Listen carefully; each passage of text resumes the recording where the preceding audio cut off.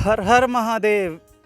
हर हर महादेव। प्रिय बंधुओं, मैं आपका अपना उज्जवल सेरागा हूँ। चलिए, जिस तरीके से आज मेरे बीच में, आज जो आप देख रहे हो है ना, आज मेरे बीच में, आज मेरे जो बाएं तरफ देख रहे हो वो हमारे कर्नल साहब हैं, और जो हमारे दाएं तरफ देख रहे हो वो हमारे कैप्टन साहब हैं, जो कि भारतीय सेना में अपनी सेवा दे चुके हैं ना। और जिस तरीके से हिंद मजदूर किसान समिति के राष्ट्रीय अध्यक्ष श्री चंद्रमोहन जी का अपना प्रयास है कि उत्तराखंड की में किस तरीके से हम सुरक्षा और संपन्नता का माहौल पैदा कर सकते हैं। तो आज कैप्टन साहब से थोड़ा जानने का प्रयास करेंगे। सर, सबसे पहले तो अगर कैसा लगा सर?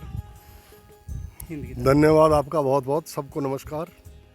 और बहुत अच्छा लगा यहाँ पर, जैसे आप ये यहाँ पर प्रयास चल रहा है, गौ माता की सेवा हो रही है, और गुरुजी चंद्रमोहन जी ने इतना मतलब ये बीड़ा उठा रखा है। आप अभी आपने बताया आजकल वो साउथ के टूर पर हैं, और जो कि यहाँ पर जाति धर्म शिक्षा और उत्तराखंड को कैसे आगे हम ले जाएं उस चीज़ पर वो प्रयास कर रहे हैं, काम कर रहे हैं। बहुत अच्छी बात है। सर, मैं आपसे ये भी पूछना चाहूँगा, जिस तरीके से हमेशा जल, जंगल और ज़मीन को बचाने की हमेशा बात चलती है, आपको क्या लगता है, आपने जिस तरीके से, मैं कहूँगा, एक डिफेंस में अपना पूरा जीवन दिया है, देश के लिए अपना पूरा जीवन एक तरीके से देश को समर्पित किया है, क्या लग रहा है आपको, किस पॉइंट ऑफ व्यू से हम अपनी जल, जंगल और ज़मीन बचा सकते हैं सर? देखिए, ऐसा है, जल जंगल और ज़मीन तो बचे हुए हैं, वो तो प्रकृति है पूरी, कोई कहीं नहीं भाग रही है। अब इसका जो है संरक्षण वाली बात है कि कैसे किया जाए। तो जैसे यहाँ पर बताया जा रहा है शुरू से कि भाई अगर राजधानी गैरसैंण बने तब विकास होगा, मैं नहीं समझता। राजधानी कहीं भी रहे, अगर नियत ठीक है तो विकास हो सकता है। आपको मैं एक एग्जांपल दूंगा, हरियाणा पंजाब की राजधानी चंडीगढ़ है। मैं हरियाणा में है ना, पंजाब में है, चंडीगढ़ है। विकास दोनों का हो रहा है। मैं समझता हूँ कि इस टाइम हरियाणा और पंजाब देश में बहुत उन्नतशील राज्य हैं, दोनों बहुत ही अच्छे हैं। तो एक तो ये बात है। दूसरे, हमारे मुख्यमंत्री धामी साहब जो हैं, बहुत ही जुझारू लीडर हैं, यहाँ पर बहुत अच्छा काम कर रहे हैं। और जिस तरह से वो काम कर रहे हैं, और उधर मोदी साहब भी जिस तरह से काम कर रहे हैं, मोदी जी भी जिस तरह से सेंटर से सपोर्ट है उत्तराखंड के लिए इतना बड़ा, तब से सड़कें देखो उत्तराखंड की, बहुत हम देख रहे हैं धरातल पर बहुत कुछ मतलब जो है। सर, जैसे उत्तराखंड में एक पलायन एक मुख्य विषय बनता जा रहा है। आज जो युवा हैं वो सब मैदानी क्षेत्रों में, और जबकि उत्तराखंड, जैसे आपने डिफेंस में भी रहे हो, उत्तराखंड एक सीमांत क्षेत्र है। चीन की हमेशा नज़र रहती है हमारे देश में अफरा तफरी मचाने की, है ना। आपने कुछ दिन पहले जैसे डोकलाम का भी, और काफ़ी मतलब कुछ इशू काफ़ी निकल कर आए। तो पलायन का जो एक सिद्धांत है, जिस तरीके से मैं कहना चाहूँगा, जो हिंद मजदूर किसान समिति के राष्ट्रीय अध्यक्ष श्री चंद्रमोहन जी चाह रहे हैं कि उत्तराखंड में उत्तराखंडियों को ही प्राथमिकता दी जाए, चाहे वो हमारा रोजगार हो, चाहे व्यवसाय हो, तो क्या इससे कुछ जो पलायन है वो कुछ रुकने की संभावना होगी सर? बिल्कुल होगी। देखिए, ऐसा होता है, इंसान को जो मूलभूत सुविधाएं चाहिए वो कहीं पर भी मिल जाए, वो वहीं रुक जाएगा कभी भी। अभी पहाड़ों में देखिए आप कि अगर वहाँ पर हॉस्पिटल अच्छे हों, बच्चों की शिक्षा अच्छी मिल रही हो, अच्छे कॉलेज स्कूल हों, सारी सुविधाएं हों, तो उनका दिमाग, किसी का दिमाग ख़राब थोड़ी जो भागेगा नीचे। क्यों भागेगा? अपना घर छोड़ के कौन जाता है? घर छोड़ के कोई भी तभी जाता है जब वहाँ उसको परेशानियाँ बहुत। अब आज भी पहाड़ों में कई जगह लोग सिलेंडर सिर में उठा के ले जा रहे हैं, गैस का 4-4 किलोमीटर कंधे में ले जा रहे हैं, सिर में उठा के ले जाते हैं, है ना। और कहीं जाना हो तो रात को अगर कोई बीमार हो गया, कोई गाड़ी नहीं, वहाँ पर कोई साधन नहीं है, या है भी तो बहुत दूर आना पड़ रहा है ना। इमरजेंसी में कोई केस कुछ नहीं है अभी तक, फिलहाल अभी मैं जो समझ रहा हूँ। कुछ जगह है दूर दराज में अभी भी नहीं है, आज भी नहीं है। तो अगर ये सुविधाएँ जो हम यहाँ पर ले रहे हैं, प्लेन में आकर के दिल्ली, देहरादून, बॉम्बे जो भी हो रहा है, मैं ये नहीं बोल रहा हूँ कि अगर वहाँ मेट्रो ट्रेन चल रही है तो पहाड़ पर मेट्रो ट्रेन चलाओ, वो नहीं बोल रहा हूँ मैं। बट जो मूलभूत, जैसे बच्चों की पढ़ाई की सुविधा है, अगर पहाड़ के बच्चे अच्छे स्कूल में पढ़ेंगे तभी तो प्लेन के बच्चों की बराबरी कर पाएंगे, नहीं है। तो वहाँ पर जो है स्कूल की सुविधा, खान पान की सुविधा तो खुद ही जुट जाएगी, है ना। मेन है हॉस्पिटल, स्कूल, दो चीज़ें उनको चाहिए। शिक्षा और चिकित्सा अगर मिल गई बढ़िया तो सब ठीक हो सकता है, लोग रुकेंगे वहाँ, ऐसी बात नहीं। चलिए, आते हैं अपने कैप्टन साहब पे दोबारा। देखिए, जिस तरीके से कहा जाता है बच्चे मन के सच्चे, है ना। चलिए, हम अपने कर्नल साहब पे पहुँचते हैं, थोड़ा सा इनसे भी पूछने का प्रयास करेंगे। सर, जिस तरीके से हमारी गाय, गंगा, गीता और गायत्री, है ना, आज धीरे धीरे जिस तरीके से हमारे समाज में कम देखने के लिए मिलती है, क्या लग रहा है कैसे बचेगी हमारी संस्कृति? देखिए, सबसे पहले तो आपके इस चैनल को बहुत बहुत बधाई और शुभकामनाएं। जैसे आप पहले भी मेरे पास एक दिन आए थे तो मैंने अपना सूक्ष्म इंट्रोडक्शन दिया था अब आज मुझे यहाँ आने का सौभाग्य हुआ और जिस तरह से आपका ये कारोबार देख करके ये है कि आपने जैसे जड़ ज़मीन और जंगल की बात करी और भाषा की बात करी, जातिवाद की बात करी, ऊंच नीच की बात करी। मैं तो एक एग्जांपल दूंगा। देखो, मैं एक उदाहरण के तौर पे आपको बताना चाहता हूँ कि जड़ क्या होती है। अगर जड़ ही निकल गई तो उसका ऊपर का तो कोई फ़ायदा नहीं है।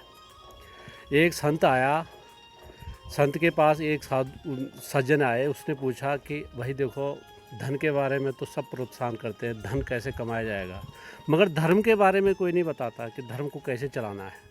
तो साधु ने बोला कि देखो ये मंजिल है सामने, तो इस मंजिल में बोला दिख रही है? हाँ दिख रही है। कितनी बड़ी है? बोला बहुत बड़ी है, वो सामने दिख रही है। तो बोला आपको उसकी नीचे फाउंडेशन में तो है? बोला फाउंडेशन कहाँ दिखती है? बोला यही बात है, अगर हमारी फाउंडेशन नहीं दिख रही है, अगर इसकी बिल्डिंग की फाउंडेशन निकाल देंगे, इसकी बिल्डिंग की फाउंडेशन आपको नहीं दिख रही है, तो कल को आने वाले समाज को कैसे आपकी धर्म की फाउंडेशन नज़र आएगी? हम जो कर रहे हैं वो एक फाउंडेशन का काम कर रहे हैं। आने वाली पीढ़ी को ये आपको देना पड़ेगा कि आपके पूर्वजों ने आपको क्या छोड़ के गए। तो अगर आपकी फाउंडेशन मजबूत नहीं है तो ऊपर का पेड़ हो, मंजिल हो, धर्म हो, समाज हो, परिवार हो, वो तो बेकार हो जाता है।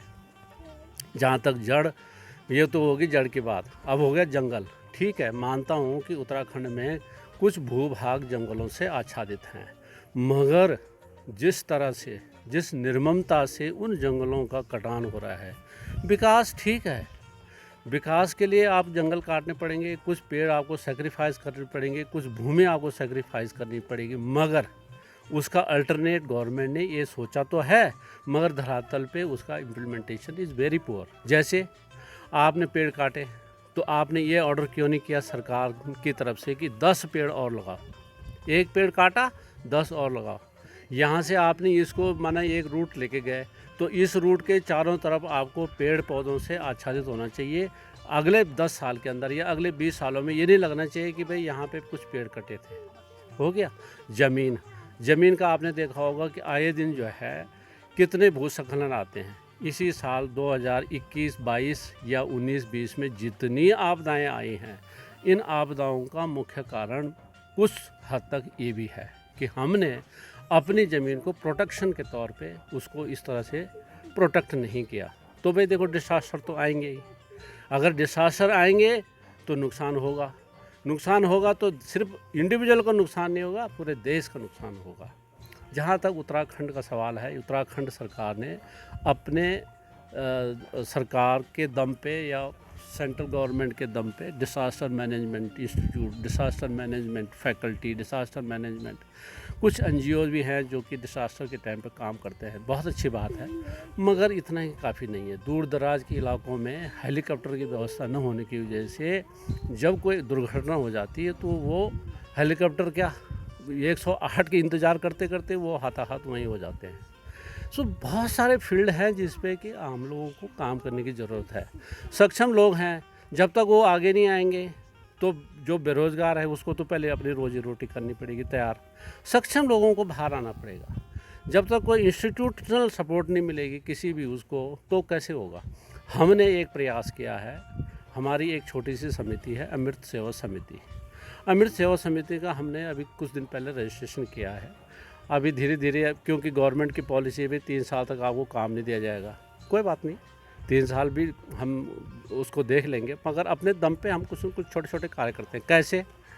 जैसे विधवा महिलाएं हैं, मैती भेंट है, कई सारे प्रोग्राम्स चला सकती है सरकार। आपको देखो, चुनाव के दौरान और चुनाव से पहले आप घूमें इस तरफ, आपने चक्कर मारा, देखो जी वहाँ इतनी वोटिंग है और वहाँ 1000 परिवार हैं, वहाँ इतने वोट मिल जाएंगे। नो, एक लॉन्ग टर्म प्लानिंग करनी पड़ेगी कि भाई देखो, वोट तो ठीक है, मगर आपको जो है ना, वोट के दौरान और वोट से पहले, वोट के बाद भी आपको उन चीज़ों पर काम करते रहना चाहिए। ठीक है। और आपके जो अध्यक्ष महोदय हैं श्री चंद्रमोहन सिंह जी का ये प्रयास बहुत अच्छा प्रयास है। और चंद्रमोहन सिंह जी से एक और गुजारिश है कि आकर के कभी कभी अपने इस कैंप में भी उत्तराखंड के बारे में, ठीक है, आप बाहर तो आप कर ही रहे हैं, जहाँ जिस क्षेत्र में भी होंगे वहाँ पे आप विकास के बारे में बताते होंगे, जातिवाद के बारे में बताते होंगे, मगर आपका प्रयास इस तरफ भी फोकस होना बहुत ज़रूरी है। आपसे गुजारिश है, जब भी आप कभी आएँ तो हमें बताएं, हम आपसे मुलाकात करेंगे और हम अमृत सेवा समिति के साथ आपके साथ काम करने के इच्छुक भी हैं। देखो, प्रयास तो सबको करना पड़ेगा, इंडिविजुअल से के बस का नहीं है। इंस्टीट्यूशनल सपोर्ट जैसे मैंने बोला है, आप राष्ट्रीय राजमार्ग कभी बना सकते थे? नेवर। जब हम यहाँ तक आ रखे हैं, ये शेरा गाँव तक, ये अगर मान लो रोड नहीं होते तो यहाँ तक हम पहुँच पाते ना। हमें तो शायद मेरे ख्याल से एक दिन पूरा लगता आने में यहाँ, और बीच में क्योंकि हम लोगों के इतने अभ्यास में नहीं है तो शायद हम वापस ही चले जाते। मगर आज जिस तरह से सुविधाएं मुहैया कराई जा रही है सरकार की तरफ से, ये काबिल तारीफ़ है। और जैसे अभी कैप्टन साहब ने भी एक बात बहुत अच्छी बोली है, देखो, राजधानी कहीं भी हो उससे फ़र्क नहीं पड़ता है। अमेरिका यहाँ से बहुत ज़्यादा दूर नहीं आज के डेट में, it is now global village. हमारे बच्चे यहाँ से अमेरिका जा कर के दूसरे 24 घंटे में वापस आ जाते हैं, कोई प्रॉब्लम नहीं है। बम्बई, अब यहाँ से आप बैठिए, सुबह फ्लाइट में बैठिए, अपना बिजनेस करके शाम को आप वापस आते हो, तो डिस्टेंस डजंट मैटर। सो इसलिए जो है मेरी आप चंद्रमोहन जी से गुजारिश है कि थोड़ा बृहद लेवल पे अपने अनुयायियों को, अपने साथियों को साथ में रखें, और हमें भी अपने साथ काम करने का मौका दीजिए। आप आएँ तो कभी अवश्य हमसे मुखालित होंगे। तो धन्यवाद। चलिए, ये थे मेरे साथ जो हमारे कर्नल साहब हैं ना, इन्होंने भी जिस तरीके से हमारी जल, जंगल और ज़मीन को लेकर कितना मतलब सारे स्पष्टीकरण हमारे क्लियर कर दिए। जिस तरीके से इन्होंने भी कितना सुंदर तरीके से बताया कि मतलब दूरी मायने नहीं रखती है ना, वास्तव में अगर साधन हो तो इंसान कुछ भी कर सकता है। और जिस तरीके से इन्होंने सरकार के कामों की सराहना भी की है। अंत में कैप्टन साहब के पास आते हैं। चलिए, ये तो हो गई हमारे मुद्दों की बात, कुछ इनसे पूछते हैं कि कैसे अपना दिन भर का जो एक मतलब एक मैं कहूँगा एक दिनचर्या होता है वो अपना कैसे गुजारते हैं। सर, कैसे गुजारते हो दिनचर्या अपना? मैं दिनचर्या के साथ में थोड़ा वो भी बताना चाहूँगा। जैसे आप बता रहे थे, कर्नल साहब ने भी बताया भी कि मतलब पहाड़ों पे लोग क्यों यहाँ आ रहे हैं, क्या हो रहा है। तो मैं आपको बताऊँ पलायन क्यों हो रहा है। पलायन का कारण और भी है। पहले परिवार संयुक्त परिवार होते थे, 4-4, 5-5 भाइयों का परिवार एक साथ रहता था। आज ऐसा नहीं है। अंडरस्टैंडिंग थी पहले, पति पत्नी हमेशा बुढ़ापे तक साथ थे। आज हमें सुनने में आ रहा है कि 6-6 महीने में भी तलाक हो जा रहे हैं आपस में। उसका कारण बताता हूँ क्या है। अंडरस्टैंडिंग नहीं आपस में बिल्कुल भी। इस पर मैं एक छोटी सी कहानी सुनाता हूँ आपको, कबीरदास की। क्या हुआ, एक बार ऐसा हुआ, एक करीब 2-3 साल हुए थे शादी हुए, एक जोड़ा पति पत्नी का, उनके आपस में बिल्कुल भी नहीं बन ही नहीं रही बिल्कुल आपस में। एक दिन ये कबीरदास जी का युग था, वो कबीरदास जी अपने बैठते थे और उनके पास लोग इस तरह के वो लेके जाते थे, मतलब कि कैसे सॉल्व किया जाए, सवाल लेके। तो वो दोनों पहुंच गए उनके पास। दिन का टाइम है, धूप लगी है। अब घर से तैयार होकर वो पहुंच गए उनके पास, बैठ गए। तो कबीरदास जी जुलाहा थे, वो गद्दे पे धागे रख रहे थे। किसी का गद्दा होगा, धागे रख रहे हैं, धूप लगी है बहुत जोर की। अच्छा, क्या होता है, वो दोनों ने पाँव पूछे उनके, बैठ गए।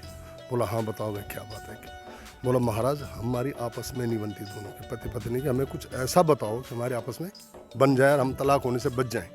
बोला, बैठ जाओ। वो दीवार थी, दीवार में बोरी बारी जो भी बेचारे को उस टाइम का, वो दोनों वहाँ बैठे हुए, ये अपने गद्दे रख धागे डालते जा रहे हैं। और वो देख रहे हैं यार इनको, हमने सवाल तो क्या, ये कुछ बता नहीं रहे। कुछ देर बाद कबीरदास जी ने बेटे को भेजा अंदर। बोला, बेटा ऐसा कर, मम्मी को बोल कि मुझे नज़र नहीं आ रहा ढंग से यहाँ पर। एक वो ढिबरी होता था ना पहले, वो तेल, मीठे तेल से जलने वाली चीज़, लालटेन जो भी समझ लो, वो जला के लावा। यहाँ पे धूप इतनी तेज लगी हुई कि सुई भी दिख रही, सब कुछ दिख रहा, लेकिन बोल दिया कि लाओ। बच्चा अंदर गया, उसकी माँ ने वो जला के भेज दिया। वो सामने रख करके वो धागे रख रहा है। वो दोनों देख रहे हैं, यार क्या पागल तो नहीं हो गए, इतनी धूप लगी रही, वो जला के उसमें क्या दिख रहा, कुछ भी नहीं, लगे रहे वो अपना काम में, कुछ उनसे कोई बात नहीं। कुछ देर बाद फिर बेटे को भेजा अंदर। बोला, बेटे ऐसा करिए, मेहमान भी दूर आ रखे हैं, मैं भी हूँ, टाइम भी काफ़ी हो गया, 3 गिलास दूध के, मम्मी को बोल के 3 गिलास दूध के भेजा, अच्छा मीठा मिला के, बढ़िया। गया बच्चा अंदर, उसने तीनों गिलास में 2-2 चम्मच नमक मिला के दूध दे दिया बाहर। ठीक, अब वो दोनों ऐसे देख रहे, कड़वा मुँह कर रहे, यार ये नमक दूध में इतना ज़्यादा, बोल कुछ नहीं पा रहे। और कबीरदास जी सारा पी गए चुपचाप। अब करीब 2-3 घंटे हो गए, कुछ बोला ही नहीं। तो वो आए फिर दोबारा, महाराज हमने कुछ आपसे गुजारिश की थी, कुछ आपने अभी तक कुछ बताया नहीं। बोला भाई तुम्हारी समझ में आया नहीं अभी तक भी क्या? बोला हम तो कुछ नहीं समझे। अरे बोला मैंने इतनी तेज़ धूप में वो मंगाया उससे, तो बोला वहीं पर झगड़ा हो जाना था अगर वो बोलती कि उसकी आंखें फूट गई क्या, इतनी धूप लगी है और वो दिया मंगा रहा है वहाँ पर, उससे क्या हो जाएगा, झगड़ा तब भी हो जाना था। उसके बाद बोला मैंने फिर दूध मंगाया कि भाई उसमें मीठा डाल के दो पूरा। क्या डाल दिया था? नमक। बोला मैं बोलता कि अरे पागल हो गई क्या, मैंने मीठा बोला तुमने नमक डाल दिया, दूध में नमक डालते हैं क्या? तब भी झगड़ा होना था। बोला इतनी अंडरस्टैंडिंग होती है आपस में, एक ने गलती कर दी दूसरा उसको देखे, दूसरे ने कर दी तो दूसरा देखे, बस हो गया। यही तुम्हारा बोला जवाब है। तो आजकल अंडरस्टैंडिंग नहीं लोगों में, इससे भी ये चीज़ें हो रही हैं। अब जो लड़कियां हैं नई नई जा रही, वो बोलते हैं अरे तुम यहाँ कहाँ जंगल में पड़े हो पहाड़ पे, बच्चे यहाँ क्या करेंगे, चलो बाहर कहीं जो भी करना है, नहीं तो हम करेंगे, मायके से कुछ मदद लेंगे। ये सब तरीके हैं। बाकी आपने जो सवाल किया था मेरे से अभी हॉबी कि आप दिन भर क्या करते हो, तो ऐसा मुझे गाने का बहुत शौक है शुरू से ही। हालांकि गाने का शौक हो तो ये जब फौज की नौकरी में चले गए तो वहाँ तो दूर दूर तक इसका कोई वो नहीं था, लेकिन हमने उसको जिंदा रखा फिर भी कि भाई अपनी हॉबी है तो रहेगी ना।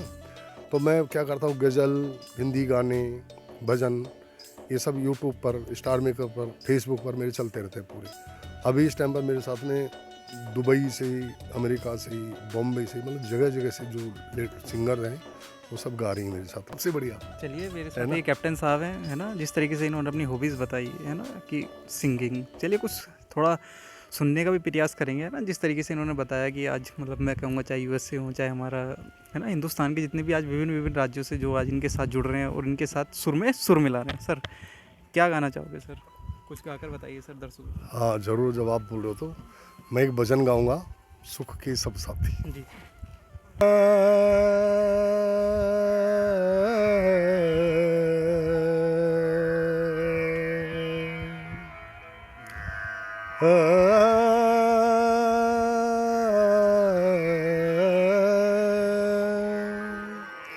सुख के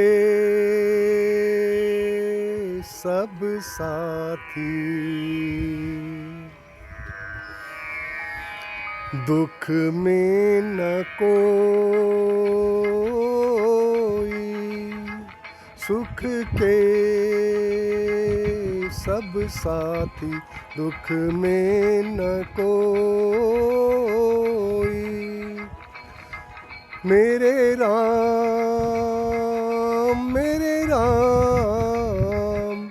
तेरा नाम एक सांचा, दूजा न कोई।